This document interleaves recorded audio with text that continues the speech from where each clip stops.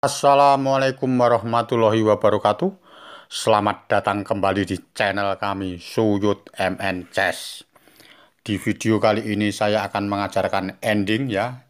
Jadi ending ini penggabungan ending Philidor dan Lucena ya. Jadi pada saat diagram ini putih melangkah dipastikan putih menang. Dan sedangkan kalau hitam melangkah, dipastikan hitam bisa meremiskan ya. Tentunya ending ini cukup sulit sekali ya. Jadi tentunya harus ada langkah trik yang bagus untuk hitam ya. Kalau cara meremiskan ya hitam tidak boleh melakukan blunder sedikit pun ya. Jadi langkahnya ini pada saat ini langkahnya hitam dulu jalan ya. Jadi saya sebutkan dulu. Raja putih posisi di E6, pion di E5, dan pion E5 itu mau promosi maju di E6 ya. Digiring sama raja yang ada di E6 dan benteng di E8 ya. Jadi putih raja E6, pion E5 dan benteng di E8 ya. Terus sedangkan hitam raja C7 dan benteng di E1 ya. Pada saat posisi ini waktunya hitam melangkah dan dipastikan hitam bisa meremiskan ya. Apa adik-adik junior yang baru belajar tentunya harus bisa ya menjawabnya. Mungkin sudah bisa ya. Jadi langkah yang terbaik untuk hitam apa ya? Langkah yang terbaik benteng di H1 ya. Cara meremiskan benteng di H1 ya. Suatu misal benteng ini saya taruh di E2 ya. Ini langsung kalah ya, salah ya. Jadi selain benteng di H1 tidak bisa remis ya. Kalau benteng di E2 ya tentunya rajanya ke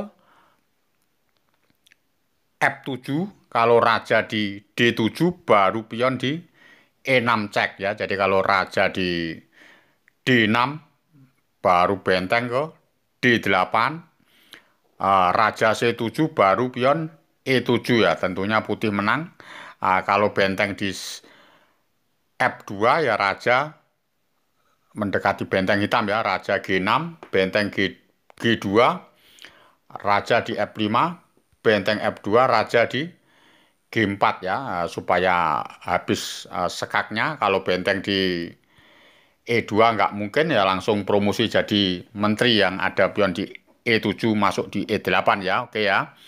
Paham ya? Jadi kalau langkahnya raja di E2 ini, benteng di E2 tentunya kalah hitam ya. Kalau benteng suatu misal di F1 juga kalah karena rajanya masuk di E7 ya. Jadi menangnya seperti itu. Kalau benteng lari ke E1 lagi tinggal E6 ya. Jadi membentuk pembelajaran Lucena yang pernah saya upload ya. Oke ya, paham ya. Jadi saya kembalikan posisi dari sini. Jadi kalau langkah yang terbaik untuk hitam adalah benteng ke H1 ya. Ini untuk menyelamatkan dari kekalahan ya. Apa? Suatu misal langkahnya ini raja di F7 ya. Kalau raja F7 tentunya langkahnya benteng di H7 ya. Jadi tidak boleh raja mendekat di D7. Benteng ke H7. Suatu misal ini rajanya harusnya ke G6 ya. Tapi kalau suatu misal raja di E6 lagi balik, tentunya benteng di H6, raja F5, ya raja ke D7. Kalau bentengnya lari di A8, ya raja di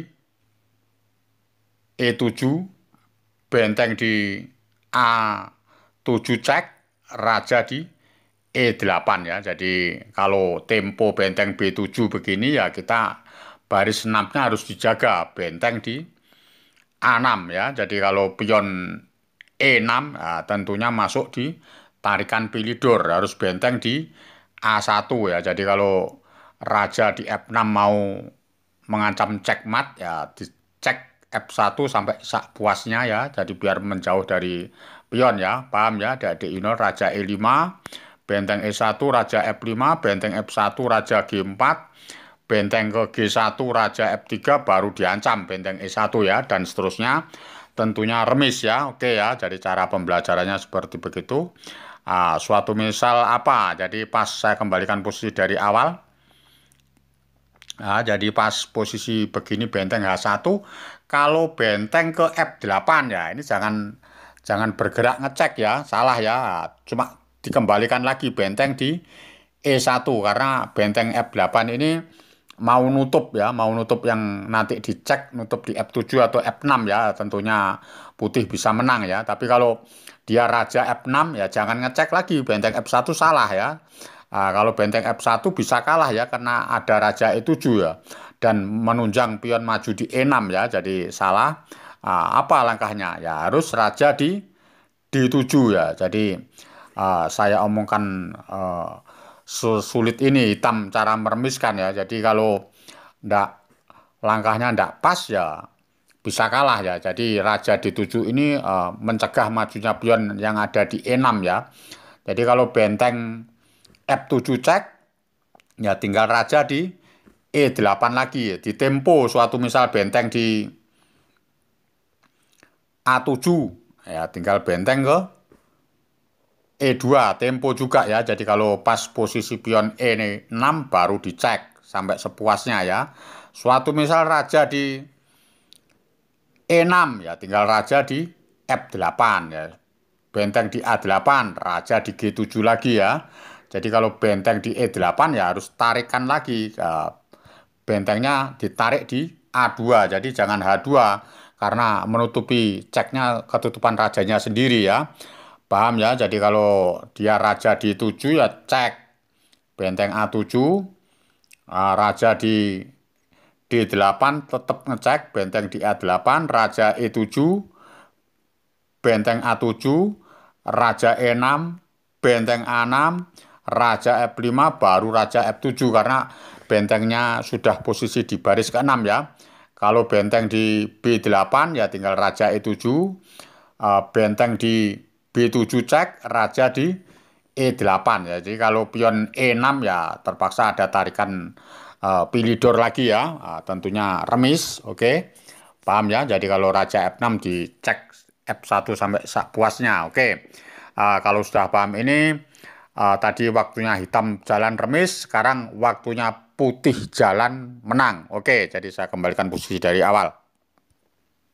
Ini saya kembalikan posisi dari awal. Tadi hitam jalan dipastikan hitam remis ya. Jadi langkahnya tadi ulasannya saya kira belum komplit. Ini saya akan komplitkan ya. Jadi benteng di H1, raja di F7 ya.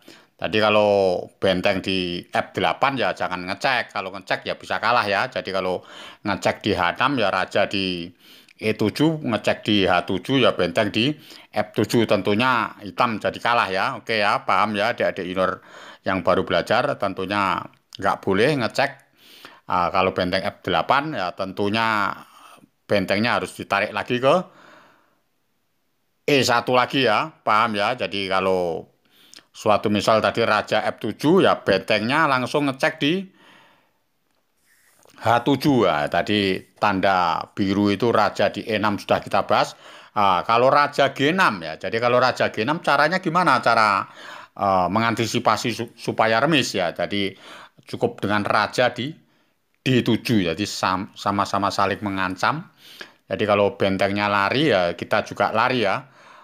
Suatu misal benteng lari di A8 ya kita juga lari di H1 ya. Tentunya rajanya sudah bisa masuk di E7 atau E8 raja hitam ya. Tapi kalau raja di F6 ya tinggal cek dari bawah benteng F1 dan menempatkan posisi raja di E7 ya. Tentunya langsung remis ya. Oke ya, paham ya. Tentunya tidak mungkin terjadi seperti itu.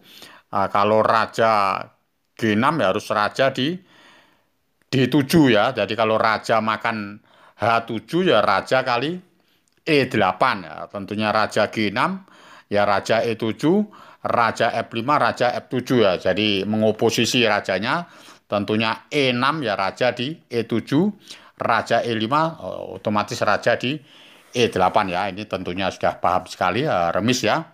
Oke, jadi kalau sudah ini saya akan kembalikan posisi dari awal. Tentunya yang putih melangkah dan dipastikan menang. Oke. Saya kembalikan posisi dari awal ya. Jadi putih melangkah dipastikan putih menang ya. Jadi catur ini memang harus diulang-ulang terus ya. Kawan-kawan catur dan adik-adik junior ya harus mengulang-ulang terus biar tahu rumusan ya, lebih paham lagi. Jadi pembahasan ending penggabungan Pilidor sama Lucena ya. Tentunya apa yang dijalankan putih supaya menang ya. Tentunya langkahnya raja di F7 ya. Jadi raja F7 tentunya akan berusaha memajukan pion yang ada di E5 ya. Tentunya kalau raja di D7 langsung E6 ya. Tadi sudah kita bahas ya, tentunya mengerti ya, jadi kalah ya. Oke, jadi saya kembalikan posisi.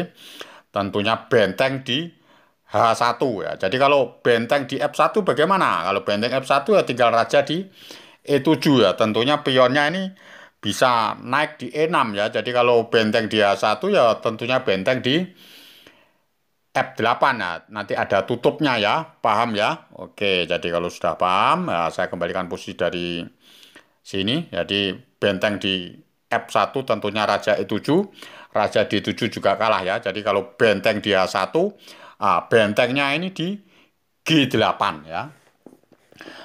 Benteng di G8 cukup bagus sekali.